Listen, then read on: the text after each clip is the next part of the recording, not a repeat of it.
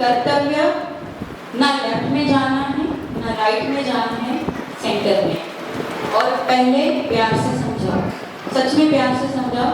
5 साल तक तो बच्चों प्यार से समझ जाते हैं, अगर नहीं समझते कर्तव्य।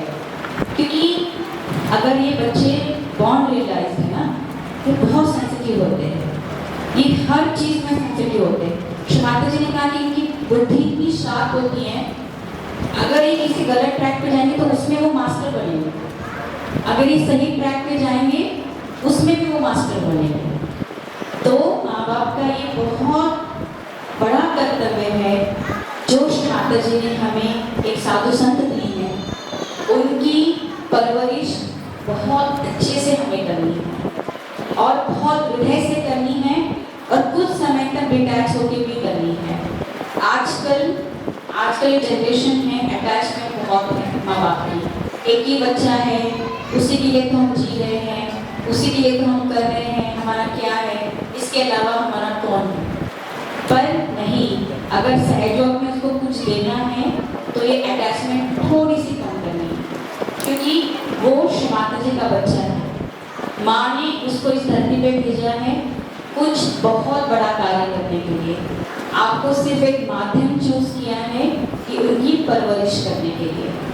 तो ये चीज़ें आपको, आपके पेरेंट्स को, बच्चों को तो बहुत कम चीज़ें हैं जो उनको करनी है, जो उनके जो सवाल हैं पेरेंट्स के, उसका तो मैं जवाब दे दूँगी।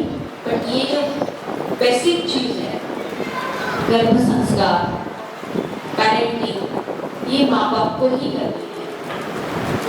गर्भ संस्कार जो मैंने बताया, अभी जो ऑलरेडी मैरिड है, जिनके बच्चे हैं, उनको नहीं, जो आगे मैरिज हो, जो भी प्रेगनेंसी में इसको यूटिलाइज कर सकते हैं, जो भी चीज़ आप अपने उस 9 महीने के टाइम पे आप करोगे, वही चक्रास, वही पावर है कि वो बच्चा इस धरती पे आता है। तो जब प्रेगनेंसी में आपको बहुत स्पेसिफिक होना होता है कि हम क्या सोच रहे हैं, क्या देख रहे हैं, क्या पढ़ रहे हैं, कैसे ध्यान करें, उसका पूरा इफेक्ट हमारे बच्चों पे जाता है। तो श्री माता जी यही कहते हैं कि बच्चे के संस्कार में 90% रोल माँ का होता है, 10% रोल ही पिता का होता है, क्योंकि वो हर समय बाहर होते हैं, वो बाहर की दुनिया में रहते हैं, बाहर से आते अपनी कैचेस लेके आते, उनको अपना क्लियरेंस करके फिर बच्चों के पास जाना चाहिए। पुराने ज़माने में आपने देखा होगा, जब भी हम घर जाते थे या छोटे बच्चे हमारे घर में हैं, तो अगर हम बाहर से आते थे तो कभी हमें तुरंत नहीं जाने देते थे कि आप बच्चों के पास नहीं जाओगे, जो ये माँ है उसके पास भी नहीं जाओगे। पहले आप जाओगे बाथरूम में, आपके पैर साफ करोगे, आप थोड़ी देर बैठोगे, उसके बाद आप अपने छोटे बच्चों को गोदी में ले सकते हो। और इसमें पीछे भी सहज है, एक सहज का तो माहौल है।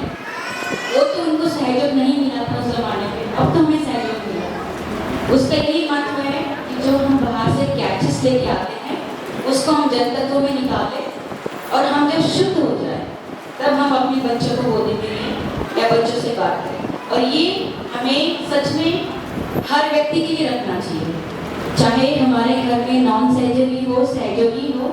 जो बॉन्ड रियलाइज बच्चे हमारे घर में हैं, कम से कम 5 साल तक, तुरंत कोई बाहर से आता है उसको गोदी में ले लेता है, पूरे अपनी कैचेस उसके अंदर ले लेता है, क्योंकि बच्चे बहुत सेंसिटिव होते हैं, उनकी कुंडलिनी शक्ति उस टाइम पे बहुत पावरफुल होती है।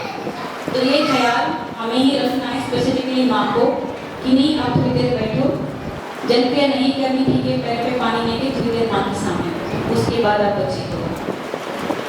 तो बच्चों के जो 5 साल तक है उस टाइम पे ये हमें कुछ चीज़ें बहुत हम जानते हैं पर आचरण में नहीं ला पाते, तो इसको करना बहुत ज़रूरी है। बाकी जो छोटी मोटी चीज़ें हैं, जो मेरे सवाल हैं, आप लोगों के जो सवाल मेरे पास आए हैं, उसे में मैं सारी ट्रीटमेंट्स बच्चों को कैसे कराना है, उनकी पढ़ाई के लेके, उनकी शारीरिक प्रॉब्लम्स को लेके, वो एक एक करके मैं अभी बताऊँगी।